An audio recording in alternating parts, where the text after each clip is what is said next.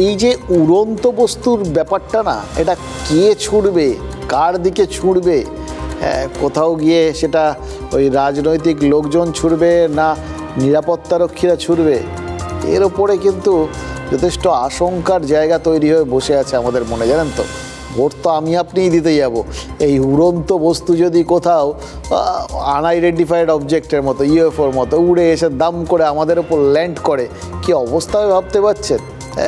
চিন্তার বিষয় মশাই। আমরা চাই যে নির্বাচন কমিশন খুব কড়া হোক, ঠিক যেরকম প্রথম দিকেরগুলো ছিল, এবং আমরা আবার বলতে পারি একটা শান্তিপূর্ণ নির্বাচন হলো আর কি, কমপ্লিট শান্তিপূর্ণ। প্রয়োজনে নির্বাচন কমিশন অবশ্য কড়া হতে পারে না যে তা নয়। ভোট প্রচারে মুখ্যমন্ত্রীকে উদ্দেশ্য করে কয়েকটা কথা বলেছিলেন অভিজিৎ গঙ্গোপাধ্যায়, শুনেছিলেন তো?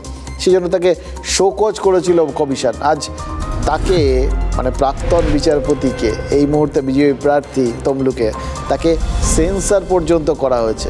কুরুচিকর ব্যক্তি আক্রমণ করেছেন, এই জন্যেই নির্বাচনী বিধিভঙ্গ হয়েছে, এবং সেই জন্যেই কমিশন জানিয়ে দিয়েছে যে কাল বিকেল পর্যন্ত নির্বাচনী প্রচারে অংশ নিতে পারবেন না অভিজিৎ গাঙ্গুলি, অর্থাৎ তার মুখ বন্ধ 24 ঘন্টার জন্য। শনিবার ষষ্ঠ দফায় তমলুকেও ভোট রয়েছে। এবার মুখ্যমন্ত্রীকে আক্রমণ করতে গিয়েও অভিজিৎ গঙ্গোপাধ্যায় একদিনের প্রচারের সুযোগ হারালেন। আচ্ছা, এতে তার লাভ হলো না ক্ষতি হলো, এইটা একটা বড় প্রশ্ন, জানেন তো? কারণ বলা তো যা হয়ে গেছে, মুখের কথা হাতের তীর, একবার বেরিয়ে গেলে আর ফেরানো যায় না। এবার আপনি তার জন্য দুদিন মুখ বন্ধ করে রাখলেন, তা তো ঠিক আছে, কিন্তু তীরটা যদি গিয়ে যেখানে লাগার সেখানে লেগে গিয়ে থাকে, তাহলে তো যা হওয়ার তা হয়েই গেল। 2021-এর বিধানসভা ভোটে মমতা বন্দ্যোপাধ্যায়কেও ঠিক এইভাবেই কিন্তু সেন্সার করেছিল নির্বাচন কমিশন। ভোটের রেজাল্ট বেরোনোর পর বিজেপি নেতারা বলেছিলেন মমতা বন্দ্যোপাধ্যায়কে সেন্সার করায় তাদের বিরুদ্ধেই গেছে ফলটা, হিতে বিপরীত হয়েছে। তমলুকের বিজেপি প্রার্থীর বিরুদ্ধে কমিশনে নালিশ করেছিল তৃণমূলের নালিশও কি ওইভাবে বুমেরাং হয়ে যেতে পারে জানি না, কিন্তু গোটা ব্যাপারটা দেখতে দেখতে ভাবছিলাম সেক্ষেত্রে সেন্সার হয়েছিলেন মমতা বন্দ্যোপাধ্যায়, আর এক্ষেত্রে মমতা বন্দ্যোপাধ্যায়কে আক্রমণ করার জন্য সেন্সার হলেন অভিজিৎ গঙ্গোপাধ্যায়। কমন ফ্যাক্টর একজনই। যে মন্তব্যগুলো আমার সম্বন্ধে করা হয়েছে, যাকে আমি ক্লিয়ারলি ডিফেমেটরি বলে মনে করছি, সেইগুলো সম্বন্ধে যদি তারা রিকনসিডার না করেন, তখন আমাকে দেখতে হবে উপযুক্ত ব্যবস্থার কথা ভাবতে হবে। আমি এত সহজে দমে যাবার লোক নই। एक विचारपति का जो भाषा है वो शालीन होना चाहिए, अशालीन भाषा व्यवहार नहीं करना चाहिए। वीडियो देखा नहीं जो बोल रहे हैं कि वायरल हो रहा है, अगर वो अशालीन भाषा व्यवहार किए हैं तो ये एक विचारपति का भाषा नहीं हो सकता। निर्वाचन कमिशনের তরফে ঠিক সিদ্ধান্ত, সঠিক সিদ্ধান্ত। অভিজিৎ গঙ্গোপাধ্যায় যে ওই কুৎসিত শব্দগুলো প্রয়োগ করলেন, ভারতীয় জনতা পার্টির তরফ থেকে কেউ তার কোনো প্রতিবাদ করেননি।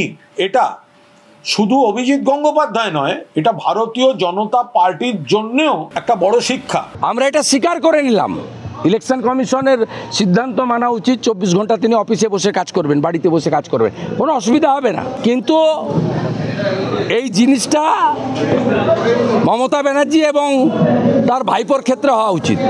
মাননীয় অভিজিৎ গাঙ্গুলি নিজে থেকে কিছু বলেননি। মমতা ব্যানার্জি সন্দেশখালীর মহিলাদের রেট বেঁধে দেওয়ার কথা বলেছিলেন 2000 টাকা, তার প্রত্যুত্তরে উনি বলেছেন ইলেকশন কমিশনের উচিত মমতা ব্যানার্জির মুখটাকে সেলাই করা আগে।